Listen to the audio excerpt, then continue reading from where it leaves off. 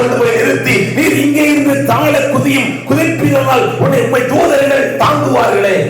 என்ன சொன்னாரு? உன் தேவனாகிய கர்த்தரை நீ பரீட்சை அவரு அங்க மேல சாடினா கண்டிப்பா தூதர்களை தாங்கி இருப்பார்கள். அது அல்ல, எனக்கு வசனம் இருக்கிறது. எனக்கு என்ன இருக்குது?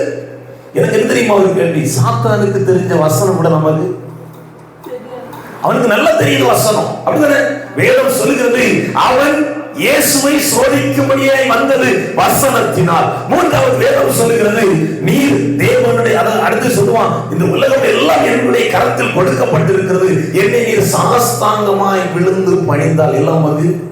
அடுத்த வார்த்தை ஆண்டு பேச்சு அப்பாலே போ சாத்தான். சில இடத்துல பதில் சொல்லிக்கிட்டு ஒண்ணு நம்ம வந்துடணும், அல்ல நம்ம போறது மாதிரி நம்ம அந்த இடத்துல நடந்துக்கிறோம். வேதம் சொல்லுகிறது அப்பாலே போ. அந்த 11வது வசனம் வாசிங்க.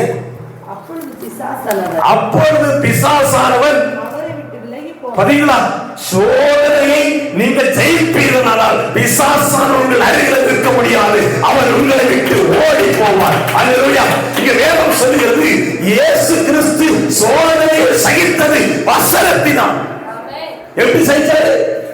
அப்ப முதல்ல நமக்கு என்ன? வசனம் சரியாக தெரிஞ்சிருக்கணும். நமக்கு சரியா வசனம் தெரியாததனால் இன்னைக்கு சோதனை நம்மளால் நினைச்ச முடியவில்லை, ஜெயிக்க முடியவில்லை. தேவ ஜனங்களே, சோதனையை ஜெயம் எடுக்கிறவர்களாய் மாற வேண்டும் என்று வேதம் சொல்கிறது.